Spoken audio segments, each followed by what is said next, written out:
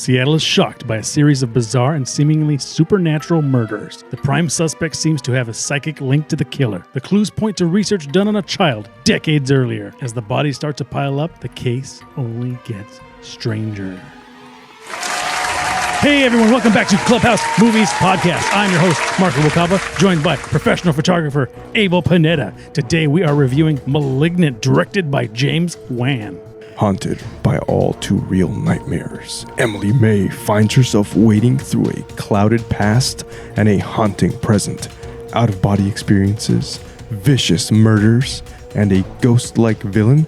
Can Emily make sense of what she can't see before another body hits the floor? This is a weird-ass movie. Dude, it was an ass-backwards movie. Yeah, crazy pants backwards. Yeah, oh my God. Man. Crazy. What the hell am I looking at here? I was like, am I watching a horror X-Men movie? For a second, I was like, is this Nightcrawler? Didn't they try that with the New Mutants? You know what? I think they did, but I have not watched it at all. I don't think anybody has, which is the funniest thing. I see it there. To me, there were two X-Men movies that came and went. One was Dark Phoenix, and then the other one was the New Mutants, and I didn't see it. I didn't see either one, and I can watch them because I pay for subscription services. Which is sad because I liked the Michael Fassbender and James those McAvoy movies, but hey, that's not what we're talking about. No, we're talking about Malignant, guys. This movie was weird. A horror movie. Yeah, literally. Horror?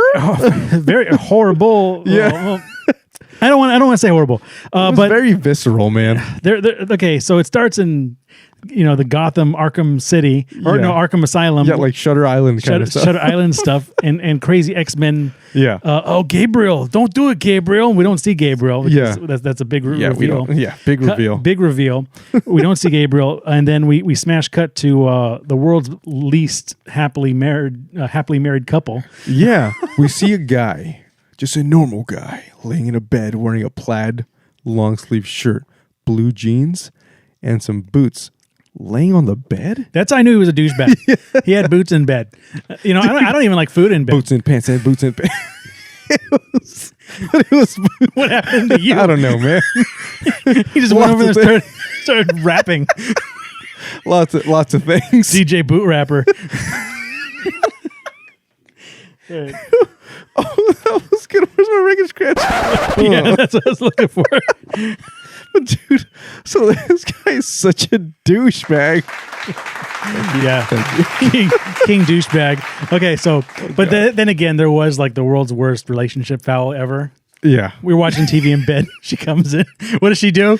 She comes in and just turns it off. Woman, what's wrong with you? Can't you see I'm scratching my nads and doing man things? Well, anyway, kidding aside, so this guy smashes her head against the wall. Yeah, not funny.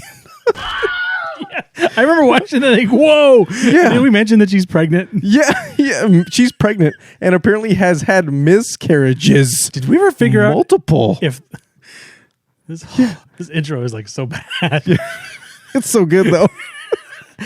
All right, no, we do not in any way condone domestic violence whatsoever. Yeah. Whoa. Yeah. Anyway, James Wan. No. Yeah. That's what I was about to say. Oh boy. James Wan, what did he do with his life? Yeah. James Wan. So, does that name ring a bell? Well, a little bit, because I was like, wait, did he? At first, I was like, did he direct a Fast and Furious movie? You know what? He did. Okay, he did. He did. Holy crap! I totally forgot about that. He directed the one where Paul Walker died. Oh, that's a bummer. I know, right? This movie's a barrel of laughs. This episode is a barrel of laughs. Sorry, guys. But anyway, he is most known now for the Aquaman movies. Okay. Also, which was awesome. Going backwards, the Insidious movies. Okay. The Conjuring movies. Okay. And Saw. Big nods in this movie. Mm-hmm. I don't know if they were nods, so to speak. More like the nuances of those movies definitely showed up here. But they didn't go far. The only thing that kind of bugged me throughout the movie, though, was the music was a little off. It was a little too in your face. Yeah. Especially that credit sequence. Oh, my God. In your face. Credits. Not only was the music of that credit sequence. Credits. The intro, it was gruesome. It was straight up. Yeah. The whole time. Yeah. I think they were trying to go with American Horror Story vibes for sure. with that. But to me, the score fits with the American Horror Story opening. Yeah. And it's just a much better better put together. Yeah. It really didn't get me in the mood for it. And then there were even some musical beats like throughout the movie. Yeah, There was like a reveal of a kidnapped woman, as I say. They had this crazy musical. It was weird. It was just weird. It was like It's like if whimsical music were dark. That's what this was. You're like very whimsical music. But anyway, back to the domestic violence that we really don't like talking about. yeah. So douchebag boots guy over here, Mr. Boots and Pants. He smashes his pregnant wife's head into the damn wall, guys. And not only that, he was complaining about all the miscarriages that he that he had to endure. So his shtick was And he was his miscarriages. I know, and he was complaining that she was working too hard. It's like, dude, pick your battles, bro. This guy was a capital D douche. Yeah, man. So anyway, and he throws his. So remember that head smashing thing. This comes back. Yeah, this comes back in a head smashing way. But this guy definitely gets his comeuppance because the monster kills him first. Oh, kills him like. Oh, there was some gnarly gore in this movie. Yeah, there was some like neck bone sticking out of the skin kind of grossness. Yeah. So the thing about this scene is that it's very kind of obvious that a ghost is killing him. Yeah, for sure. Like there's this black thing. But you see like a butt imprint in the chair. Yeah. And then it comes up and then he disappears. So to me, this is the only cheat in the movie. Yes. I actually made a specific note going, where were they going with this? Because you never experienced this kind of supernatural thing ever again. Yeah, and we do mention that the antagonist, yes, we'll call it the slasher. Yeah, slasher. The slasher Gabriel has telekinetic powers. However, they are to communicate. Yes, as far as I can tell, through electricity. But then again, at the beginning, he was throwing around. Yeah, like, but he got out. They said he got out. Yeah. So he is very physical. And he even actually uses the world's dumbest award as a weapon. But anyway, we'll get to that. We'll get to all that stuff. So King Douchebag gets mangled. Yep. His wife's head, which was smashed against the wall, keeps bleeding. And I think she came downstairs and saw the creature, right? Yeah. So she saw Gabriel. Yeah. So the way the scene worked out is, this guy's asleep in the living room and she's upstairs and he starts hearing crap moving around in the living room and the kitchen and whatnot. So he thinks, hey, my wife, who I beat, just came out of the bedroom to come grab a midnight snack. After I... Oh, yeah. Yeah, so she comes... So he thinks that she's there. He goes into the kitchen because the blender got turned on. He's like, oh, that's weird. Those were some old-ass appliances. I had that blender... That was an old house, 20 years ago. I almost think that was supposed to be 1993. You probably think 20 years ago was a lot earlier than you think. No. That was an old blender, man. No, I actually think this movie was supposed to take place in 1993. Okay, that makes more sense. And then they changed their mind and said, let's make it hey, now. we got a Prius. Well, there was a lot of weird... Because they reference 1993 and there were USB drives in 1993. Oh, right. There were USB drives in 2003 or maybe earlier than that. I don't recall them that early, unless like they transferred them and somehow, No, USB didn't even exist. They in didn't allude to it. Yeah. There were serial ports and parallel ports. Yeah, I remember serial ports. Ugh. Anyway, I do kind of miss screwing them into the. They were the satisfying, chassis. man. It was like, oh yeah, little, so nice. And then it gets in all the way. And what the hell? Oh, that's another segment. Hold on, we're back. Okay. So bad luck, preggers. Yeah. So he gets murked in his house, and then the wife is like, "Holy crap, what's going on?" So she goes downstairs, and she. I think the set's haunted. Wow. For those of you listening, that is actually the second catastrophe that has happened. That has happened in this recording place. this freaking movie.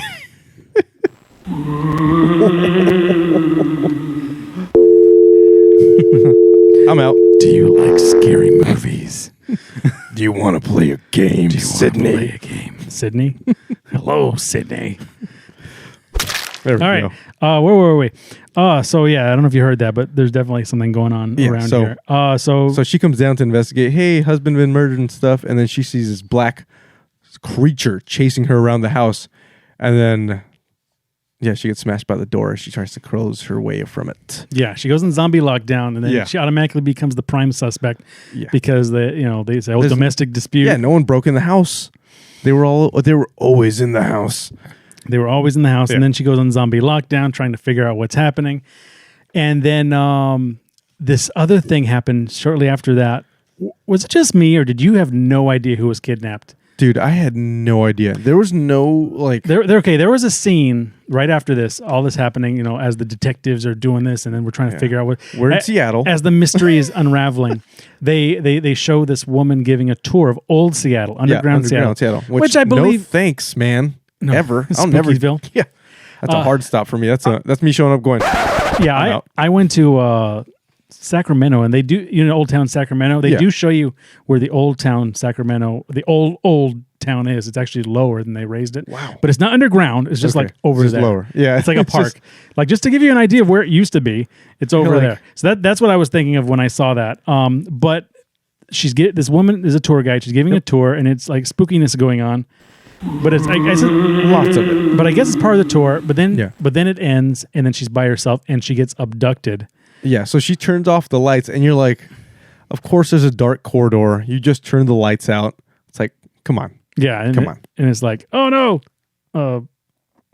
Trying to find the scariest thing that you can She gets attacked. She gets attacked. And then she wakes up, and she's crucified to inside of an attic. Well, you don't know where she is. They try to. That's where we find out eventually. The thing about this scene, there's a couple of things. Number one, it's a red herring. They try to make you think that it's taking place inside the attic. Or no, inside the old Sacramento, right? Yeah. And the other thing is... Old Seattle. Old Seattle. I was in old Sacramento. And also, this had the largest musical cue that ever did musical. It's like the big reveal in a movie. I don't even recall this because this movie, it was a huge music reveal. Oh my God. And then the other thing was, I was wondering, who the hell is this woman? Like, is this the woman? Main, I thought it was the main woman. Like, yeah, I did too. I guess she's fine now. Yeah, I thought she was like the doctor lady who took care of the antagonist character or something. We didn't know who she was. There wasn't to me, they made all these women look exactly the same. Dude, I honestly, I saw her and I was like, is she the same woman? Is that the doctor? It was somebody, I don't know. And then, meanwhile, this woman, she miscarried, right? Because of everything that happens. That's a bummer. And so they're sorting through. They think she's the prime suspect, but then when she goes back home, she starts to have like flash sideways of murders. Yeah, of people she doesn't see. So she's having these like waking nightmares where she's awake in them and can see them as if she's there, but then you start seeing this weird like teleportation thing happening. I thought that was cool. I actually kind of like that. Yeah, but I got confused. I couldn't tell if that was like her mind doing it or the scene doing it. You know, like how they do wipes in Star Wars, how they were wiping the scene. I was like, is this for us? She doing it? This did remind me of the X-Files, where there was a scene where they were underground and they were actually being hallucinated. They were like hallucinogens, and that's how they were able to like go from scene to scene. Yeah, as they were hallucinating. Yeah, I saw that and I was like, Yeah, it was but it looked cool. It actually looked like wax. It was very well done. Like wax was coming up and down. That CG is thumbs up. But yeah, she saw the murder, and she had brief flash of the villain, Gabriel. Yeah, she sees this long-haired creature in black that runs very weirdly, obtusely, and it's got long hair. Yeah, but you haven't seen his face yet. But what it does is, what Gabriel does, we learn his name. Yeah, it's Gabriel. He found this award that's like a surgeon. I can't even remember what that award was. It was like a. Have you ever seen I forget the name of it, and someone online will know. But if you see is it like the snakes? Yeah, the snakes around the sword. Is it the Hermes thing? Like the Hermes staff? There's a word for it. Okay. I don't think that's it. It just type medical snakes around a sword. But anyway, she turned the sword. Gabriel turned the sword into a weapon and is using that. Oh, it's called the yeah, it's a weird word, right? Caduceus? Yeah. Caduceus. Kadoosh. Kadoosh. We're called the Kadoosh sword. It's Kadoosh. It is actually the staff of Hermes. So there you go. So we're both right. So yeah, Gabriel is using this thing as a weapon to kill people, but he kills people really nicely. And I have to say that there's actually what I liked about this movie, practical effects. Yes, I did. Very practical gore, very practical monsters, very practical things going on. Yeah, that is very like when they do that style, everything goes practical apart from that wipe they did. It just makes it feels more visceral. It feels like you're actually there. Yes. And there are, definitely as we go forward, there will be callbacks to The Thing. Have you seen it? I have seen it. Very, very like callback, like special effects, which I really liked. But anyway, so she goes to the police. She thinks that she's turning into a psychic, and then that it happens actually another time with another dude, and she wakes up in bed. Yeah. This time she sees Gabriel's face. Yeah, and at first you're like, "Oh my god, is that a butthole eye?"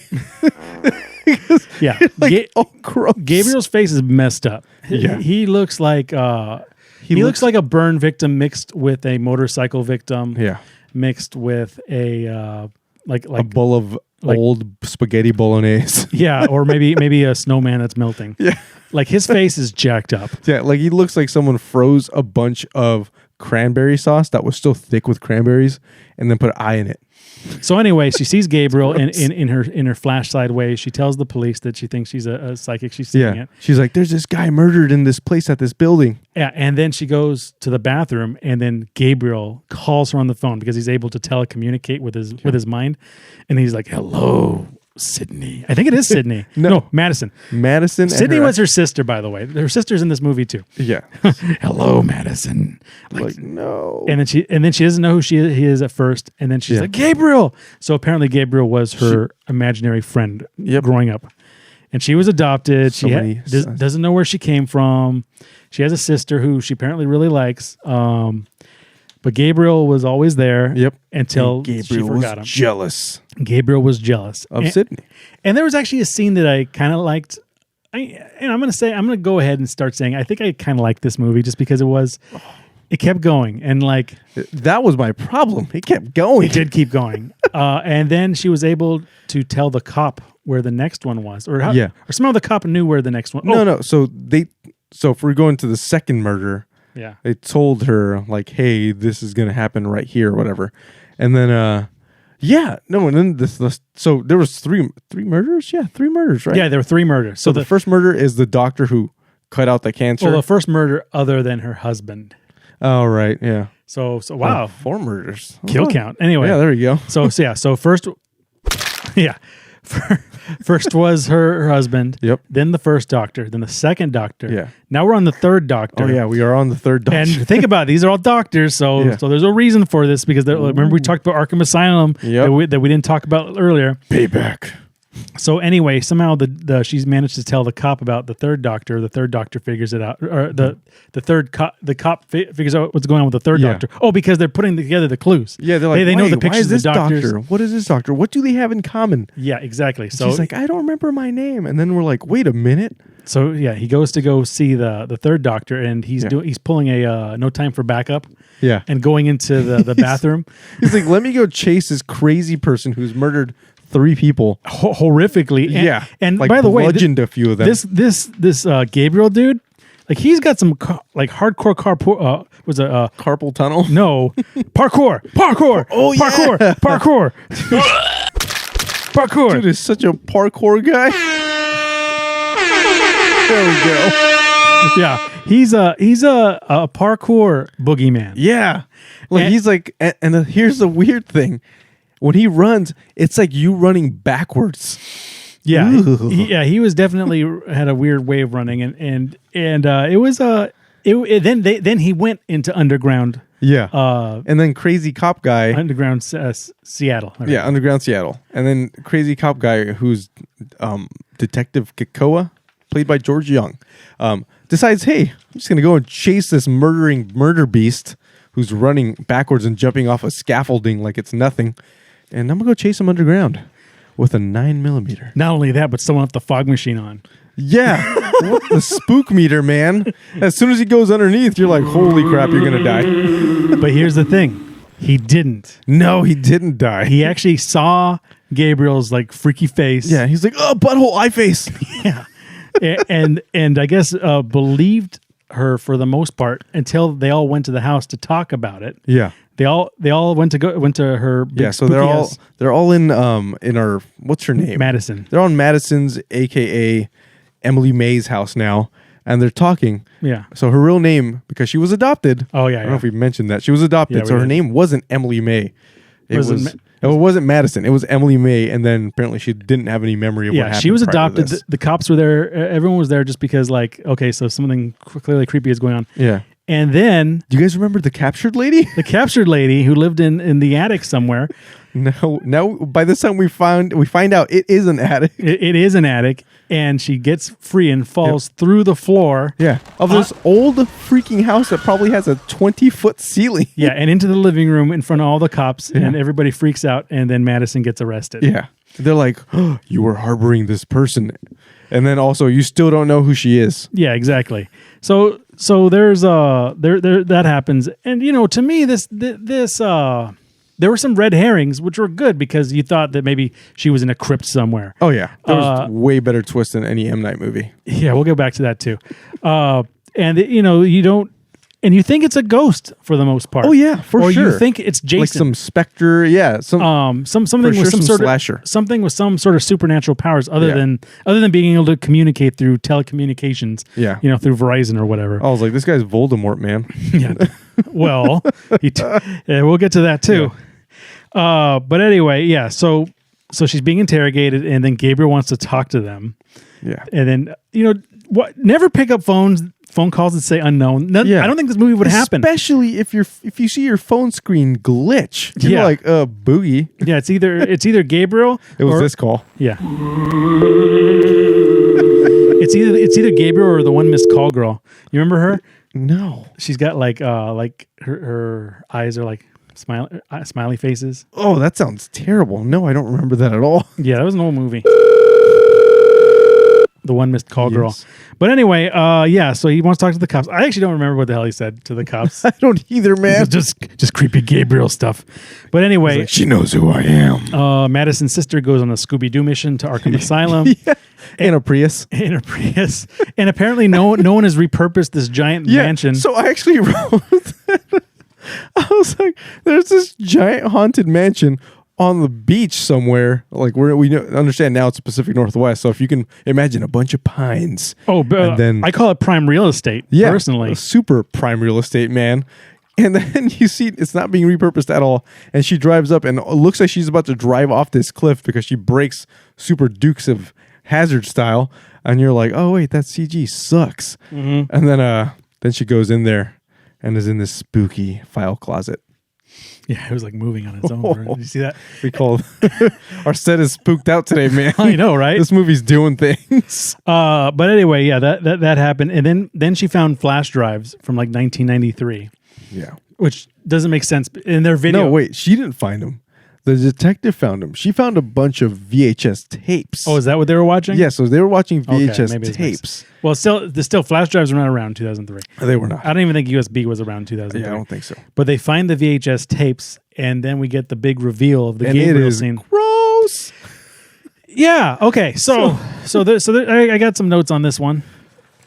So what happens is, Gabriel is actually the Siamese twin, attached to Madison's back. Yeah. So he is a parasitic twin. Ironically, not cancer. Did they say he's made out of cancer? It's like a tumor that attaches externally to the fetus. I'm like, ugh. And then so we're like, what are these doctors? Who are these doctors talking to? Yeah, because now they're no longer addressing what's her face, Madison. They're addressing Madison. Gabriel. Yeah, and you see them just behind her talking, and you're like, oh, this is kind of weird. And then the camera pans, and it keeps panning. And then it finally, you're like, oh, freaking, oh. Yeah, Gabriel looks nightmare fuel, man. Gabriel's messed up. He's got arms sticking out of her back, and he's got like, yeah, like yeah, he looked pretty cool. And, and to me, the practical effects were actually really good. It reminded me of The Thing. Yes, of John Carpenter's The Thing. Yeah, it did look like a Thing monster, and that was actually pretty cool. Yeah. And as we said, they arrested Madison. And at this point, I feel like they waited too long to reveal that monster, by the way. Like, it was definitely too cool to hold back that long. The problem is if they revealed it sooner, then we wouldn't have. And also, you wouldn't have had that sweet, Lady Jail massacre. Oh, yeah, that's very true. So they put her in lady jail, and this is like one of the climax. So apparently, Parkour Gabriel, when he takes control, he puts Madison into the sunken place. Yeah. So real quick, so you guys get this premise is so now when that camera did that reveal, and we see that Gabriel's actually this parasitic twin off of literally the back of Madison, aka Emily, whatever. So the doctor says, remove that cancer. That was doctor number 1 that died. Doctor number 2 helped. Doctor number 3 obviously helped too. So they literally just cut him off her back, but they couldn't take everything because the nerves were all connected. So they shoved him into her head and then closed off her skull. Yeah, basically there's another head shoved in her brain. Remember that wall smash? Yes, and it unlocked Gabriel. There was actually a guy named Edward Mordrake. Edward Mordrake? Mordrake. And he was in an episode of American Horror Story, or a bunch of those, but he was a real dude who actually had the devil's face on the back of his head. What? Yeah. So to me, this was a definite Edward Mordrake callback, just because she has this face stuck on the back of her head. Yeah. And she calls him the devil. Yeah. So there is more truth to this story than there was to Texas Chainsaw Massacre, which they said it was a true story. So that was cool. But yeah, he pretty much massacred all these lady prisoners. Yeah. Then he massacred all the cops. Literally, all the cops in that precinct got dead. Everybody was that many. He just did some crazy parkour like death murder action. Running backwards and everything. It was so gross. Because apparently, remember, he's on the back of her head. Yeah. So he's using her body backwards. It's so weird. Yeah. And then I just want to give a nod to this one scene. When after he murders everybody and somehow the main detective and his partner somehow are surviving this, the freaking Gabriel is in one corner of this giant precinct room and they're trying to exit out of a door across diagonally, and he chucks a freaking desk chair and just hits both of them from across the room. Yeah. I could not stop laughing. I was like, bullseye. All right. Well, anyway, all through this, we didn't mention a lot of the flashbacks, but what happens is Gabriel was sad because he wanted to be Madison's brother. Mm-hmm. And since Madison was adopted, she had a real sister. Yeah, an actual not creepy sister. An actual not creepy sister who Gabriel hated. Yeah. And Gabriel was apparently the one absorbing all the fetuses and getting stronger. Yeah, so she wasn't having miscarriages. He was eating them like Voldemort. Oh, He's like, take the young, take their body and soul and come back. So yeah, so that happened. And the other thing was, so the thing about the woman who was locked up, or who was captured by Gabriel, that was actually Madison's biological mother who gave her up. Another reveal. Yeah, who gave her up while she was pregnant to the insane asylum or whatever, right? Yeah. To Arkham Asylum.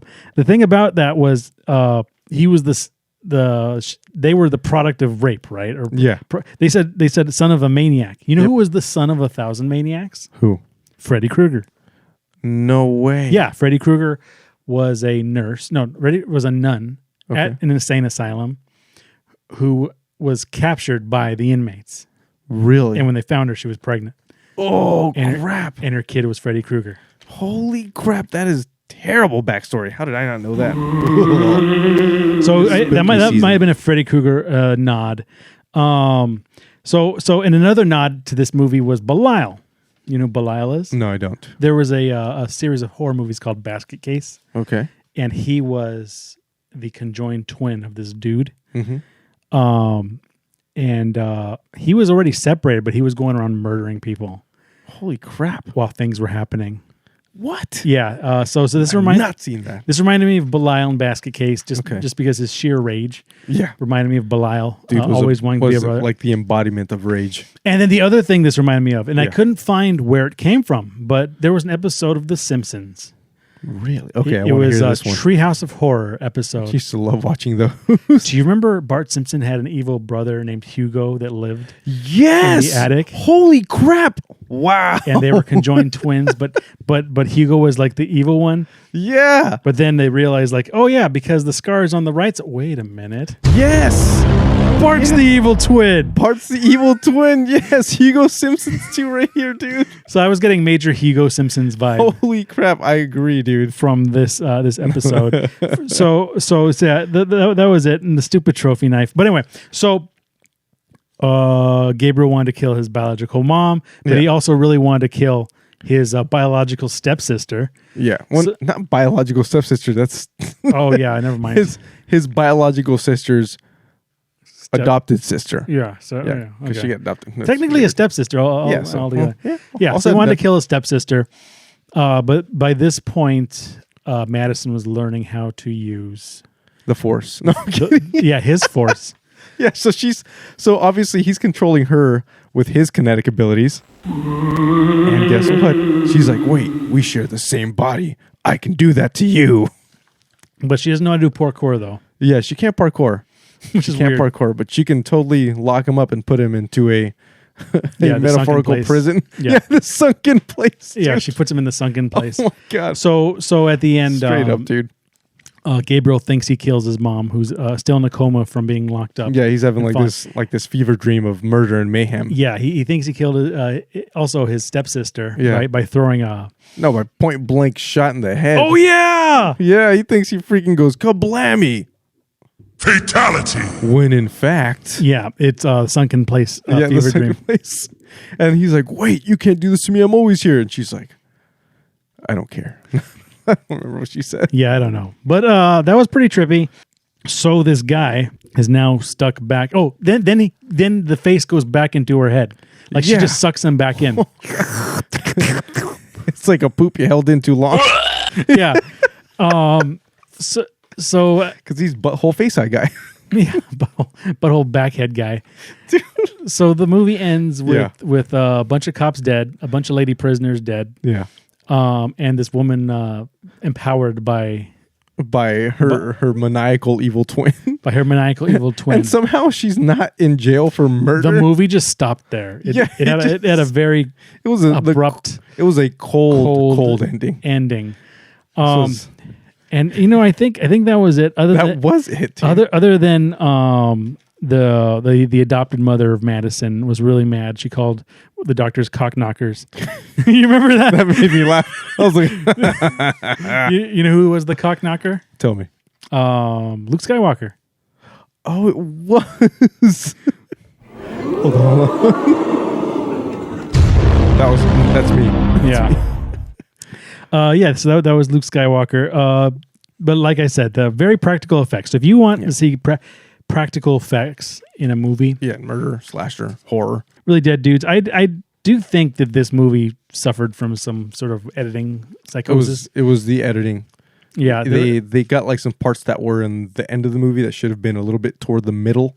Yeah, and also the movie probably was kind of backwards, forwards, but it was fun. A little too long. Yeah, it definitely was too long. When I saw the time, I'm like, runtime. 2 hours. I know. I was like, oh my God, it's late. I'm going to fall asleep. 2 hours. But the Conjuring movies are 2 hours, so you can make it work. Those are better. Those are better. And you know what? It wasn't a ghost. Nope. Which was really weird because it was clearly a ghost in the beginning. Yeah, and then all of a sudden, it's not a ghost. No mention of it. Yeah. He just disappears like a ghost. Anyway, well, by the time we saw him chasing cops, you knew he wasn't a ghost. Yeah, for damn sure. By the way, just want to give it a rating. I'll give it a rating. I am actually going to give it a B-. Oh, okay. The solid watch for horror fans. A fun return to honest to goodness practical horror effects. There's a lot of genuine twists and turns that keep you guessing. I liked it. I'm gonna give it a recommendation just because I haven't seen this. Yeah, in a while. That's what I'll agree with. Yeah. So that being said, I'm going to give it a C. I said this movie suffers from weird plot holes that make no sense and force you, the viewer, to assume what happened. Random things inserted and like jump scares just didn't work out well with the music. I was like, the suspenseful music was the best part, but it was just weird. Also, what the F is with the backwards person? Anyway, not actually a scary movie, more like a horror slasher, and it was just okay. I get better Barney nightmares, but like Marcus said, I do recommend it because I haven't seen it before. I think Barney teaches naked yoga now. God. I mean, he's always been naked though. No, but like now, the actor who played him. Well, that Some- was some- what a something happened. twist. Yeah, he's a weird dude. But anyway, I think that's it, for our review of Malignant. Just remember, if you're watching this on YouTube or if you're listening to it on podcast form, it's available in either form. Like, share, subscribe. And hit that notification bell for our subscriptions. Yeah, and check us out on Twitter. We are at Movies Clubhouse. For some reason, it was taken the other way around. Yeah. I am your host, Mark Rubalcaba, for Mr. Evo Panetta. This has been Clubhouse Movies Podcast. Over and out.